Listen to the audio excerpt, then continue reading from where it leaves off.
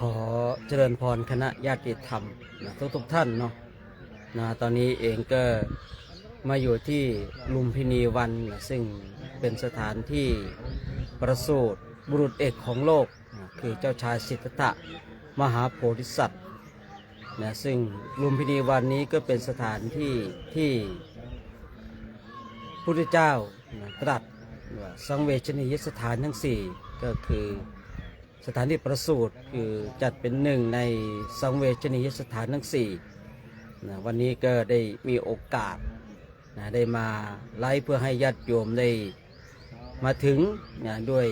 หูทิพตาทิพของญาติโยมเองนะที่จะได้มาสังเวชนียสถานอีกหนึ่งตำบลนะซึ่งก่อนหน้านั้นนะเราก็ได้ไปที่กุสินาราสถานที่ปรินิพพานฉะนั้นนะญาติโยมนะทุกคนทุกท่านเนาะวันนี้มีโอกาสที่มาถึงในลุมพินีวันนะซึ่งเบื้องหน้านะที่นะเราท่านทั้งหลายนะจะได้เห็นนี่คือ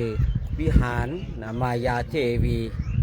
นะในนี้คือเรียกว่าวิหารมายาเทวีซึ่งนะใจกลางตรงจุดนี้เนี่ยก็จะเป็นสถานที่ประสูติของเจ้าชายสิทธัตถะมหาโพธิสัตว์นะซึ่งมีหลักฐานโดยพระเจ้าอโศกมหาราชได้มาปักเสาอโศกนะซึ่งหลังจากที่พระเจ้าอโศกมหาราชมีความเลื่อมใสศรัทธาในพุทธศาสนาแล้วก็นะได้บูรณะนะได้สละทรัพย์นะเพื่อให้คนรุ่นหลังได้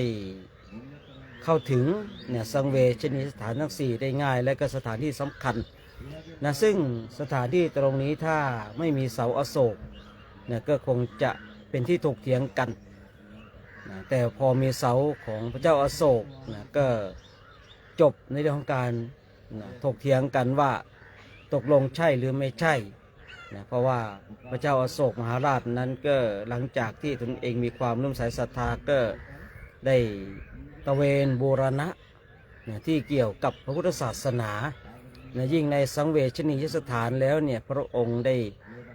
ปักเสาอโศกนะซึ่งเสาอโศกนั้นเดี๋ยวผู้พูดเองก็จะพานะท่านทั้งหลายไปดูนะตอนนี้ก็ขอพูดนะตรงจุดนี้ก่อนเนาะว่าณสถานที่นี้เนี่ยเป็นนะที่เขาว่าในปัจจุบันนี้เป็นลุมพินีวันเนาะเป็นสถานที่ประสูติคืออยู่กึ่งกลางนะระหว่างนะกรุงกบิลพัสกับเทวทหะนะซึ่งเป็นส่วนของนะกษัตริย์นะที่มาพักผ่อนหย่อนใจกันนะก็เลยพระนางมหาสิริมายาก็เดินทางตามคติของคนอินเดียในสมัยก่อนว่าเวลาที่จะคลอดลูกเนี่ยจะต้องกลับไปคลอดที่เมืองของตนเองคือเทวทหะแต่พอมาถึงตรงนี้เองเนาะก็เกิดนะคือพูดง่ายๆว่าจะคลอดลูกแล้ว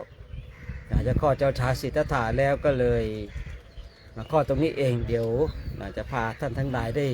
ชมนะรอบๆบริเวณตรงจุดนี้กันเนาะญาติโยมเนาะเดี๋ยวจะให้ญาติโยมได้มองเห็นมุมกว้างของวิหารมายาเทวีด้วยเนาะที่เบื้องหน้านี้ที่เห็นนี่คือวิหารมายาเทวีญาติโยม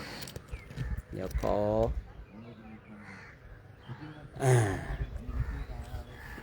เนี่ยอาตมาภาพ จะพาดูบริเวณรอบๆเนาะนี่คือบริเวณรอบๆของลุมพินีวันในญาติโยมก็จะมีร่องรอยของอิฐซากปรักหักพังนะเพื่อให้เราได้รู้กันนะตรงนี้เราก็จะเดินดูก่อนนี่คือบริเวณนี้ญาติโยมนี่คือวิหารมายาเทวีนะตรงนี้คือวิหารมายาเทวีญาติโยมนะญาติโยมก็จะได้เห็นกันเนาะได้เห็นกันแล้วก็จะธรรมาภาพก็จะพาเดินวนรอบๆดูบริเวณรอบๆของวิหารมายาเทวีนะซึ่ง ใจกลางตรงกลางนี้ก็เป็นสถานที่ประสูติของเจ้าชายสิทธัตถะมหาโพธิสัตว์นะญาติโยมนะนี่คือร่องรอยซากปรักหักพังเป็นกุฏิบ้างเพราะว่าก่อนหน้านั้นเองก็บ่งบอกถึงความเจริญรุ่งเรืองนะเพราะว่าตามประวัติของพระถังซัมจั๋งที่มาแล้วก็บอกว่าที่นี่ก็มีกุฏิมีอะไรมากมายเหมือนกันที่เกี่ยวกับพุทธศาสนานะมีกุฏิมีที่พักของพระสงฆ์นะตัวนี้ก็เป็นคือน่าจะล่องรอยของกุฏิบ้างอะไรบ้างตอนนี้เนาะวันนี้ก็เป็นโอกาสดีด้วยเนาะคือจริงอาตมาภาพก็มาที่นี่นานแล้วคือมาภาวนาตรงจุดนี้มาเป็นพุทธบูชาเพื่อระลึกนึกถึงคุณของมารดา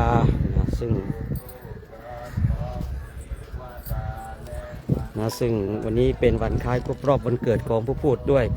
วันนี้สะโบกกรณีที่ตามประวัติว่าคือใช้สงใช้อาบชำระล้างนะตัวของเจ้าชายสิทธัตถะเนาะเขาก็ยังมีร่องรอยตรงนี้อยู่ญาติโยมนะนี่คณะพระสุทรงคงเราก็ได้มาทำวัดสวดมนต์ตรงนี้กันตอนนี้อาตมาภาพก็เลยมาตรงนี้เนาะวันนี้ก็คงจะมีการจุดเทียนบูชากันเดี๋ยวก็จะพาไปดูที่เสาอโศกมหาราชที่เป็นสถานที่ชัดเจนเนาะเดี๋ยววันนี้เองอาตมาภาพก็ได้ไปวิพระทักษิณเจริญบทพุทธคุณแล้วก็ได้นั่งภาวนาในวิหารมายาเทวีแล้วได้กลับออกมานั่งด้านนอกอีกนะจนกันนั่งไปนั่งมาก็เลยเดี๋ยวก็จะไล่ให้ญาติโยมได้ดูกันอันนี้คือภาษาไม่แน่ใจหรือเปล่าเนาะอันนี้ถ้าแปลออกมาแล้วก็ประมาณว่าพูดถึงพระเจ้าอโศกมหาราชนะเท้าปิยมทัสสีผู้มีศรัทธามีความเลื่อมใสนี่คือเสาอโศกมหาราชนะญาติโยมนะนี่ที่ทำให้เราชัดเจนในเรื่องของว่าที่นี่เป็นสถานที่ประสูติของพระมหาโพธิสัตว์อย่างแท้จริงเนาะนี่คือมายาวิหารมายาเทวีญาติโยมอันนี้บริเวณรอบๆนะบริเวณรอบๆวิหารมายาเทวีญาติโยมคือด้านในเนี่ยเขาไม่อนุญาตที่จะให้เข้าไปถ่ายรูปถ่ายวิดีโอได้เนาะแต่ด้านนอกนี้ก็ได้อยู่นะตอนนี้ก็อยากจะให้ญาติโยมได้เห็นมุมกว้างๆของวิหารมายาเทวีกัน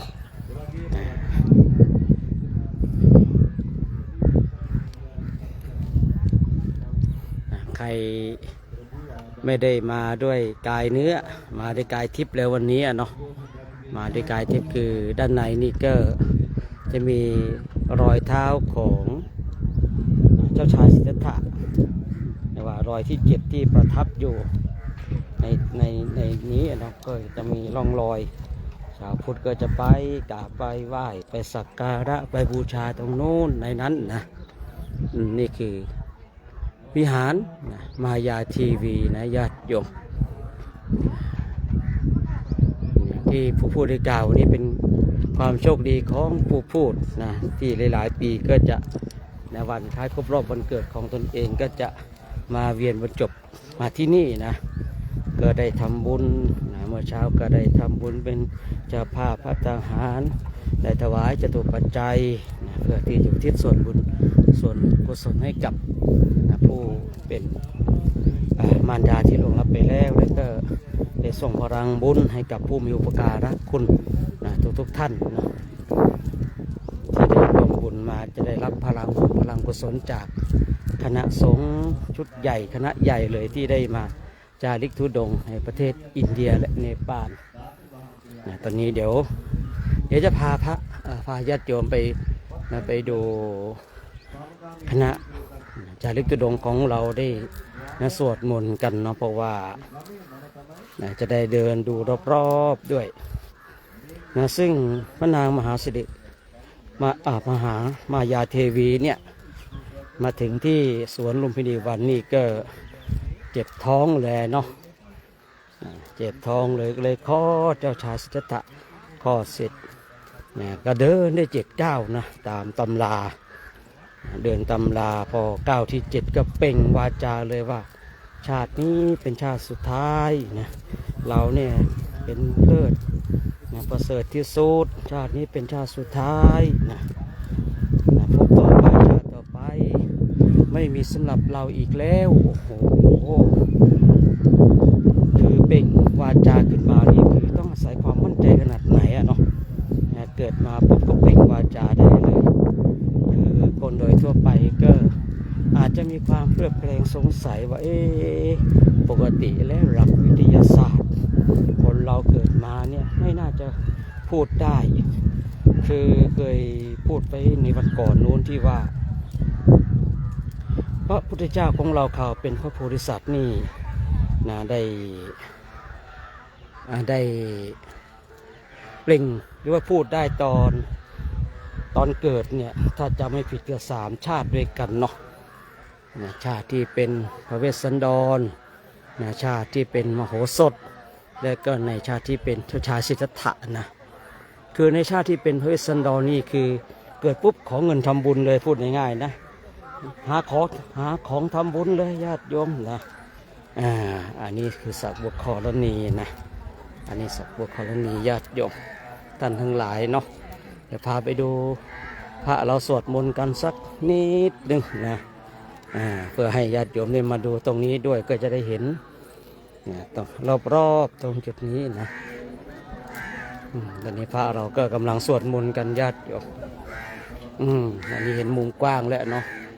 วิหารมายาเทวีญาติโยม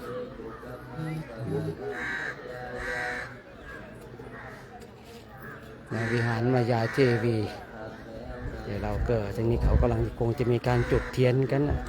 นะแต่ที่มีการบวชบรรพชาสมณเณรเมื่อวาน200 รูปด้วยกันนะ ตอนนี้คณะพระภิกษุสงฆ์เราก็กำลังสวดมนต์กันอยู่ญาติโยมนะอันนี้เขาก็สวดมนต์บางเห็นพระมาเยอะเขาก็ถ่ายรูปกันโอ้หลากหลายอย่างนะตอนนี้ก็พระเราก็มาสวดมนต์ไหว้พระกันยึดหลักตรงนี้เลยญาติโยมนะคือเรามาสร้างบุญบารมีญาติโยมก็จะได้บุญได้บารมีกันที่ได้อุปถัมภ์พระภิกษุสงฆ์กันนะตอนนี้พระภิกษุสงฆ์ก็ทำหน้าที่ของตนเองเป็นอย่างดีเลยเนาะตรงนี้ก็เป็นต้นไม้ใหญ่อายุยืนไม้ต้นโพให้ญาติโยมตอนนี้เราก็มาตรงนี้ต่อเนาะนี่เราพามาดูพระท่านได้เจริญบทสวดเพื่อระลึกนึกถึงคุณของพระเจ้านี่คือวิหารมายาเทวีญาติโยมเกิดบางคนเพิ่งเข้ามาเนาะเกิดบางคนเพิ่งเข้ามาก็เลยไม่รู้นะด้านใดนี้ก็จะมีรอยเท้าของเจ้าชายสิทธัตถะมหาโพธิสัตว์นะคือย้อนกลับมาที่ว่าโอ้เกิดมาแล้วนะเปล่งวาจาได้ญาติโยมคือบางคนบางท่านว่าเป็นไปไม่ได้เนาะที่คนเราเนี่ยเกิดมาแล้วจะเปล่งวาจานะคือบางสิ่งบางอย่างนี่เป็นไม่ได้ทั้งนั้นเลยญาติโยมนะตอนนี้เกิดเสาของพระเจ้าอโศกที่บริเวณรอบๆก็จะประมาณนี้แหละญาติโยมเพื่อให้ญาติโยมได้เห็นกันเนาะสถานที่จริงก็เลยไล่ให้ญาติโยมได้ดูกันนะก่อนที่ผู้บวชเองจะกลับนะเข้าไปสู่ที่วัดเนาะก็เลยให้ญาติโยมได้เห็นได้ดูกันสักนิดหนึ่งก็ยังดีไล่บอกกล่าวให้ญาติโยมกันนี่ก็คืออิฐเก่าๆเป็นสร้างพร้อมการก่อสร้างกุฏิอะไรก็ว่ากันไปเนี่ยนะ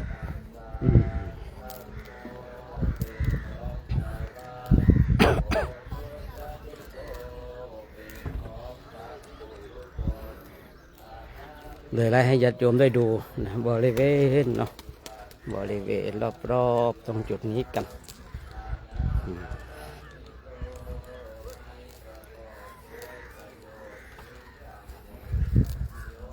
ซึ่งอาตมาภาพเองก็ได้มาภาวนามาเดินจงกรมมาสวดมนต์มาภาวนา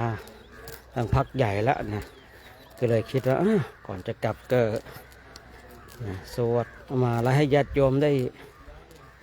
ดูได้ชมกันสักนิดนึงก็โมทนาญาติโยมหลายๆคนนะที่ว่ามา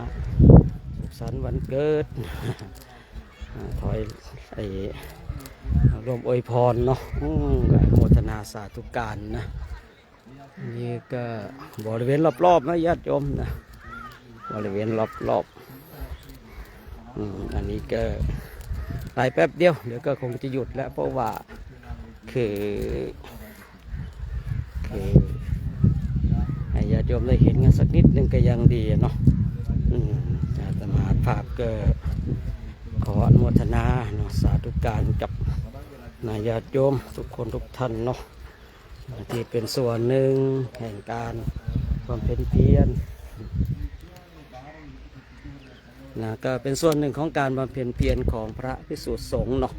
ที่ทำให้โครงการจาริกธรรมตามรอยบาทพระศาสดาได้เดินทางมาถึงวันนี้ได้ก็ถือว่าญาติโยมเป็นกำลังสำคัญ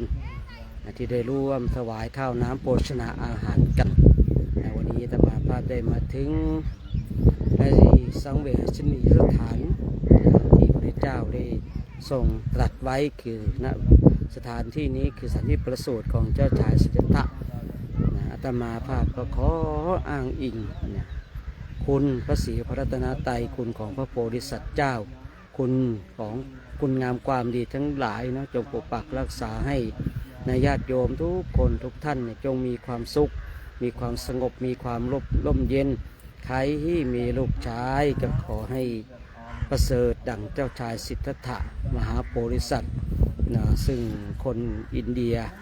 ก็ดีคนเนปาลก็ดีส่วนมากจะเป็นคนเนปาล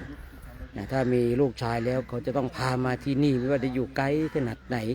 คือเขาอยากจะให้ลูกชายของตนเองเนี่ยประเสริฐดั่งเจ้าชายสิทธัตถะฉะนั้นก็ขออ้างอิงสัจจะความจริงตรงจุดนี้ให้บุคคลใดมีลูกชายก็ให้ลูกชายของตนเองประเสริฐดังเจ้าชายสิทธัตถะ